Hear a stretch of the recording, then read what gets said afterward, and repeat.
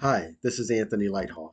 Thank you for joining me today on this podcast entitled From Dreams to Actions, where we talk about business goals, supporting positive energy, and following your dreams. On today's episode, we're going to discuss what is your risk tolerance. So, you have this bright idea, right? You want to start a business, you're very excited about it, it's keeping you up at night because you really believe in it, and you can't wait to get this business started and to try out something new. But there's one thing you have to think about and you have to consider is what is your risk tolerance? Every entrepreneur has gone through this. It's in regards to, taking a risk, whether that's financially, whether that's time, whether that is personally. There is some type of risk involved when you want to become an entrepreneur and start a business. And that's something I definitely wanted to speak with you all about on today's show about what is your risk tolerance. And to start off with, the first thing I kind of want to talk about and plunge into is calculating your risk tolerance is not necessarily getting out a calculator and there's some formula. It's more about you personally, like your gut feeling, as they say. Like I got a bad feeling in my gut, man. I don't know if I should do this. That's a risk. That's something telling you maybe you shouldn't do it. Or on the flip side, you're like, you know what? I'm feeling very optimistic about this. I know I'm going to be left with $50 in my checking account, but I'm going to invest in this. I believe in it. That's a risk. It's something telling you, like, I'm ready to take the plunge. I'm ready to go and do this head on. I know the risk that's involved with it, but I'm willing to take it. And that's what I wanted to talk about. And that's the first thing with calculating your risk tolerance. It's more than just financial means. It's, and I'm going to talk more about this, but like I said, it's time and it's the momentum, it's the sacrifice. There's a lot that is involved when you want to start something new. Specifically, my whole example is going to be starting a business and becoming an entrepreneur. But hopefully, these tips will help you to really expand your mind and to understand there's a lot more involved when you want to start something and really get into the unknown. And like I said, starting a new business, having a goal, having a dream, and you're ready to launch, it's very exciting. It's very new. It's very, you can be kind of anxious, but it's like that nervous excitement. Like, I don't know what's going to happen. So it's the unknown part of being an entrepreneur and taking those risks. And the thing is, when you take a risk like that or you start in business, there's no guarantees. There are no guarantees with how your business is going to go. There's no crystal ball that says, hey, you do all of this right and you're going to make $10,000 at the end of the month. I know some people preach that, take a master class or follow these steps and things like that. But at the end of the day, you have to remember you're planting a tree, and this is a marathon. It's a marriage. It's not a sprint. It's not a get rich quick scheme. You got to be in this, in it to win it, as a lot of people say. And I always like saying it's like planting a tree because it is, and trees take time to grow. I don't know whether it's 5 years, whether it's 10 years, whether it's 100 years, but trees take time to grow, and you have to make sure it starts with that seed and you plant it. You have to understand the soil and the nutrients and water it and give it light and make sure uh, underground that the roots are spreading and they're not taking nutrients from other trees, or other trees are taking nutrients from you, which is killing your tree, which is overall the business. And I just kind of like making that comparison because that's what it is. And the thing again with business, there's profits and there are losses. And the losses are it's really, that's the risk. How much are you afford? How much can you afford to lose? And I'll definitely, deep dive, into that more, with the loss and the risk with that. But that's what I want to talk about, with you all today overall with risk tolerance, and again specifically talking about starting a business and becoming an entrepreneur. Last thing I'll say is, with starting a business as an entrepreneur, no matter who you follow, who you read, who you watch on social media or YouTube, every entrepreneur has gone through some type of obstacle, I will say, a challenge when it comes to risk. The people that you see that are millionaires or talk about they made their first million, they've probably lost more money than they've made money. The people who are the billionaires, they have lost millions of dollars before they got to that B of a billionaire. And those are stories that a lot of times aren't shared, that aren't shown, that aren't glorified because you look like the loser. You look like the failure. You failed in five different companies or startups, and then there was that sixth, that last one, and it changed your life around because you've learned from all of these other failures and those risks that you took, but you continue to persevere. So as an entrepreneur and comparing yourself to other, which you shouldn't do, but using it as an example, looking at or encouraged by or comparing yourself to other greats out there, they've lost a lot before they've gained. And again, the loss is not just, um, I keep saying this, but not just time, but a lot of people, they lose family members, they lose friends, they lose relationships, they gain relationships. It's all part of that risk. Okay. There's three things I actually just want to start off with talking about with the different levels of risk. And I'll just say all three of them right now and go through each one. But the first one is time. The second one is money. And then the third one is momentum. Now, I understand there's probably other levels of risk or other things that you should, you can focus on, but these are the top three that I think about, that I've gone through, that I go through now when I take a risk, when I'm starting something new or expanding my portfolio on whatever I want to expand on. These are the three that I can definitely share experiences on. So let's start off and talk about time. You're going to risk time. And like I said, this is a marathon. Are you ready for the long haul, as they say? This is not, you're not dating, you're getting married. This isn't for all my track runners, this isn't a 400-meter dash. This is a 1600. This is a mile or more miles that you're going to be running. It's a cross country race. So are you ready for that? Because you're going to be investing a lot of time into being an entrepreneur and starting this business, whether it's a product, whether it's a service, whether whatever it is.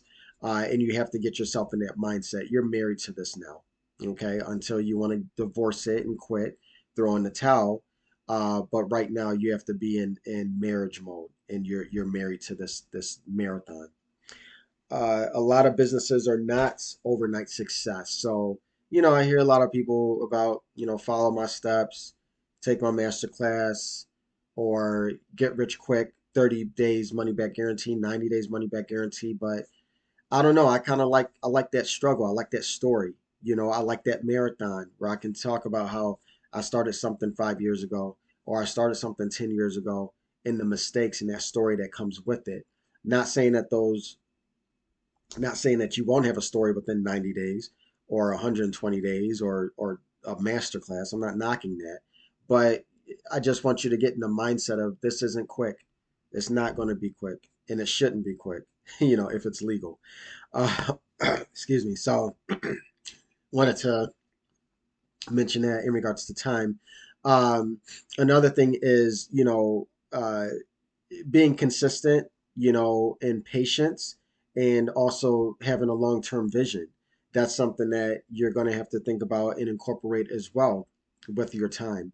All three of those. The consistency it's second nature. It's like you waking up. It's like you brushing your teeth in the morning or at night or saying your prayers or whatever it's like eating.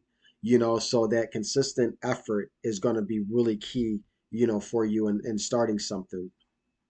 Next one is patience, which I think a lot of people lack in this fast-paced environment, with a 6 second, mindset or time frame, attention span. But patience is what you're going to definitely have to have for this as well. And then, like I said, that long-term vision. You have to not just think about today, but think about tomorrow.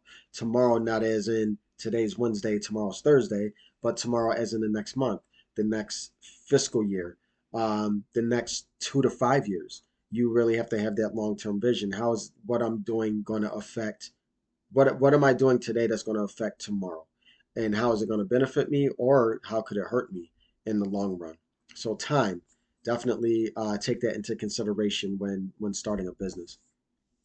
Next, the financial aspect. Um, Again, what is your risk tolerance? How much can you afford to lose? Can you afford to lose $1? Or can you afford to lose $10? Or we can up the stakes. Can you afford to lose $100? Or can you afford to lose $1,000? The only person that knows about your financial situation and what you can risk is you.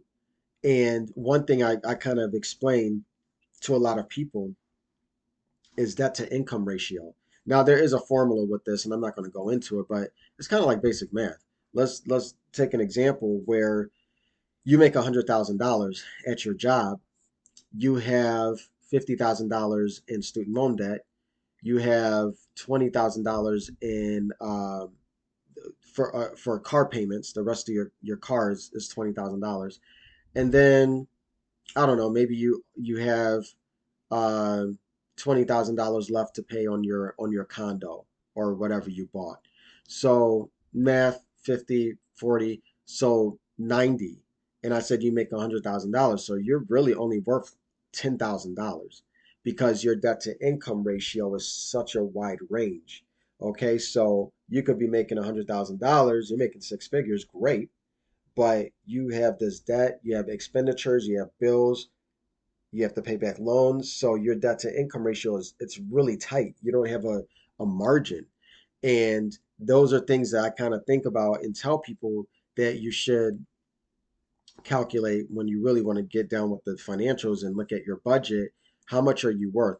And depending on your uh, debt to income ratio, that lets you know financially how much you can risk if you're investing in a stock market, if you are investing in new equipment for your business, or uh, you're a startup and you have all these startup costs. What can you afford to risk? Because if you're only worth 10,000 net, it wouldn't probably be smart to be investing 7,000 into your startup.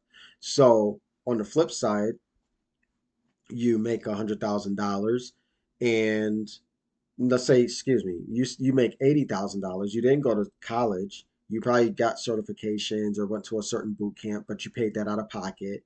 You have, your place that you're staying at. You have $30,000 left on that, and you have a $10,000, car payment. So $80,000, and then you got 40 in bills. You're worth 40,000. So that person that was making honestly more than you can't take as much of a risk because they have so much debt and other bills where you're making 20,000 less, but you don't have as many bills or expenditures or certain things that you have to pay like that other person. So you kind of have that $40,000 margin where you can invest probably 20,000, and you know how to live below your means and budget and all that other good stuff, but you can kind of take more of a risk than that other person. So again, debt to income ratio is really important. That's something I really wanted to highlight on here, where that can really help you in a broad, high level example that I'm providing to understand financially, like how much can you invest in something when you are starting a business, in something to really, take a look at and really think about. Because again, with business is no guarantee. So can you afford to lose $10,000 or $7,000, like I said in that first example? Or can you afford to lose $20,000 in that second example? Something to really think about. And last thing I'll say on the financial side is, money today is not worth the same as money later. It's usually worth, excuse me, it's usually worth less. And so that's something you got to think about too. And that goes back to what I said in regards to the vision, you know, um, having that long term vision of how much you want to make, each quarter or each year. That currency or dollar or whatever currency you're on is probably going to be worth less, as the years go by with inflation and everything else in your current currency. Next thing is momentum. So momentum, kind of goes back to that consistency as I mentioned. And this is really important because you have to you have to keep momentum even if you are not seeing not seeing results fast enough as you probably want or as you thought on your business plan. So the momentum is really going to come into play with perseverance and being able to continue on in your journey on this business when things seem like they're kind of plateauing or you're not making as much as you thought. There's times when you want to just quit and throw in the towel. And so keeping that momentum is going to be, really helpful. And as an example, of an illustration I saw where somebody was like chipping away at a rock. Excuse me. They're chipping away at a rock, and on the other side was like the promised land. It was like the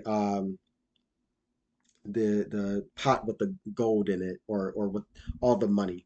And so this person's chipping away. And long story short is they were chipping and chipping, but they stopped. They were tired, and they just decided to quit. And little did they know was they only had to chip probably 5 more times, and they would have saw the light at the end of the tunnel and the promised land of all the golds and riches and things like that. And so I say that because it's the momentum. It's times when you want to quit. It's times where you're like, this is this even worth it?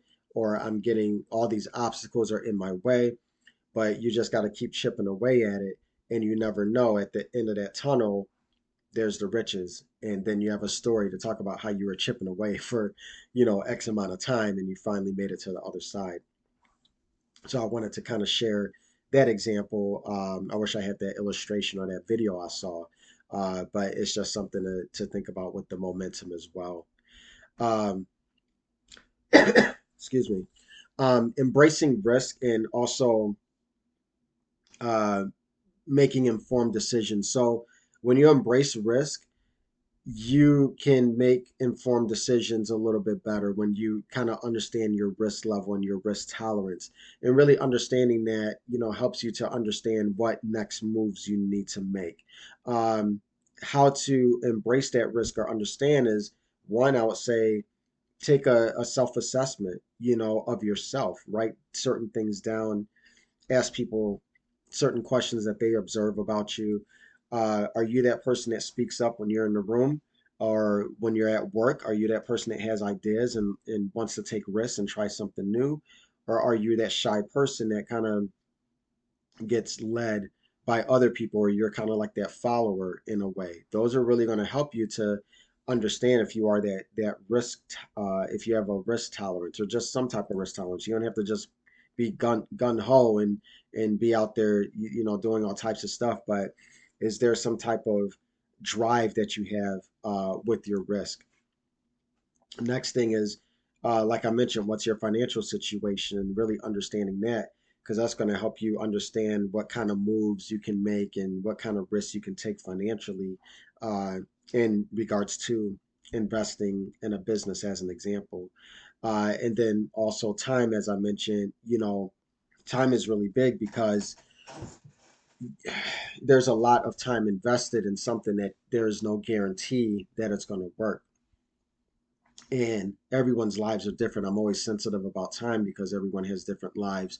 And, a person that's 25, you fresh out of college, who probably lives in New York, who doesn't have a car, may have more time than someone who's a single parent who has 2 kids under the age of 7 and they own a home and they have a car. So there's, they have more responsibilities. There's certain time risks they can't really take, but they can probably do something.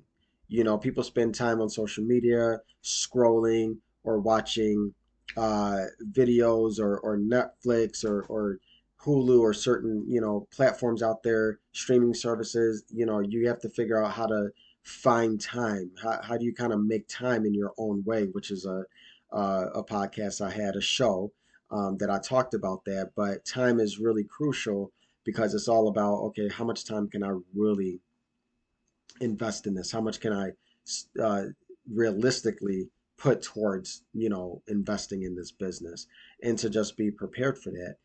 Because, like I said, it's like a roller coaster. Being in business, it's highs, it's lows. You may make 5,000 this month, and then the next 3 months you're barely scratching 1,000. So it's like, what happened there? What's going on? So That kind of goes into the time, goes into your financial situation and saving, the momentum so that you're not stopping. What are you learning from the situation where you're only making 1,000 a month versus when you had a really good month of 5,000? It's all of that kind of wrapped in one that you have to really think about with becoming an entrepreneur. Uh, Embracing, that risk tolerance and understanding that every entrepreneur kind of it go not kind of goes through it, but goes through it. Like I said, you don't hear about the people that lost millions or bad deals or you know were probably on the street. Some people you're kind of hearing that because we're so in a social media and a lot of people share their lives. They're very transparent in certain things in their journey, but a lot of times you don't hear that, you don't see that, and that happens to a lot of people who are successful today, where they were sleeping in their cars, they were homeless, they didn't know where their next meal was coming from, they were fishing at a pond for fish so that they could eat. There's so many different stories, but they took that risk and they continued that momentum and continued that drive to get them where they are today. Um, Also, with embracing risk, um, it aligns with your personal comfort. I always think about people that work 9 to 5, they work for somebody.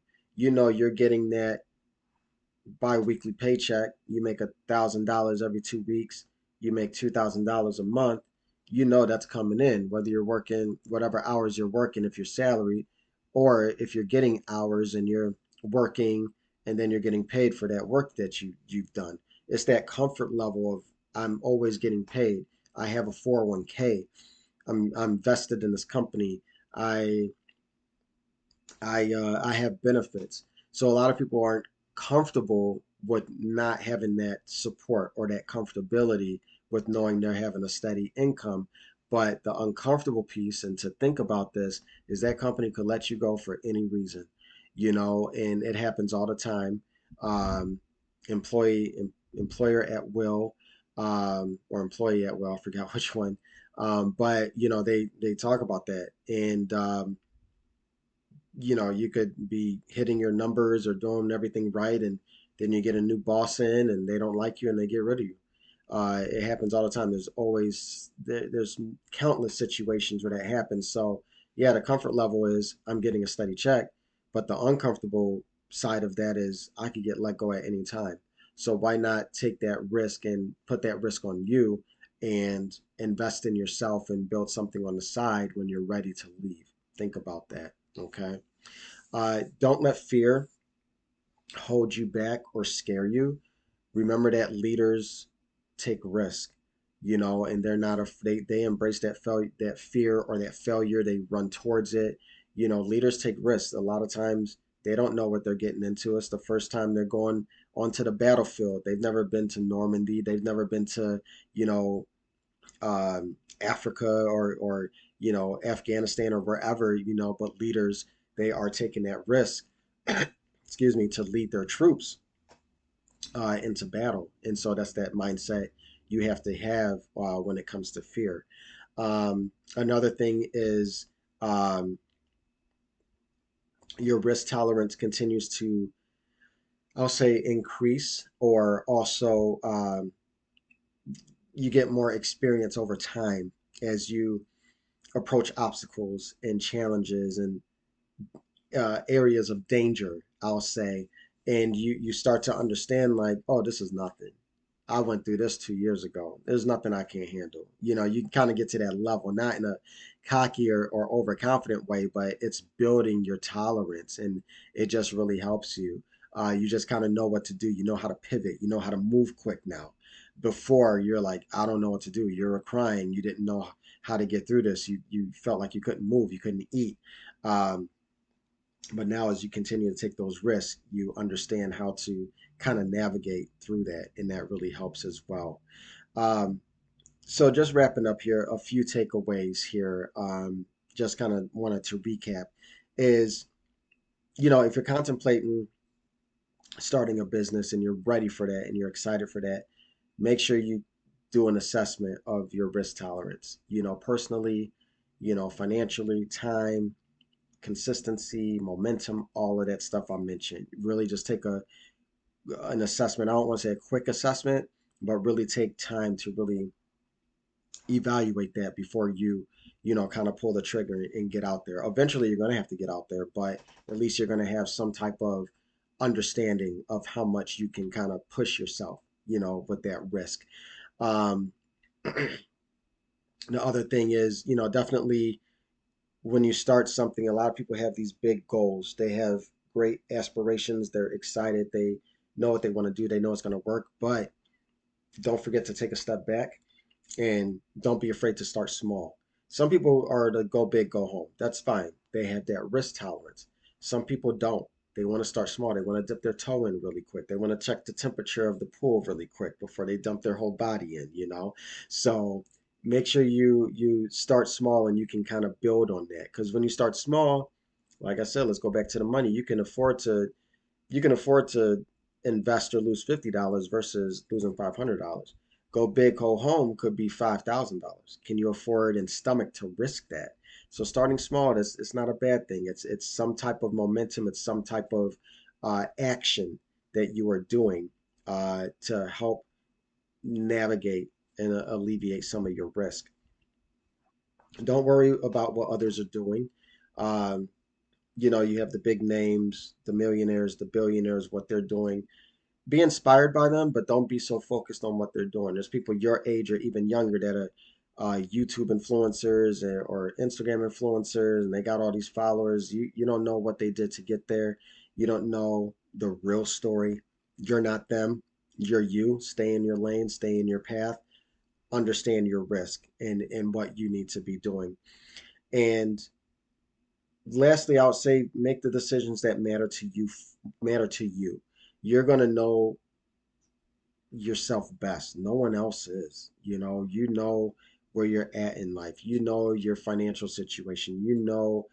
I'm not a huge risk taker, but I've always wanted to start a business. Okay, start small. I've never really led anything, but I know I have leadership in me. You know that about yourself, and that's going to help you navigate through what you need to do with taking risk and becoming an entrepreneur. Okay, so I really appreciate you all listening, and I really hope that this was helpful. Like, share, comment, subscribe, and always remember to follow your dreams.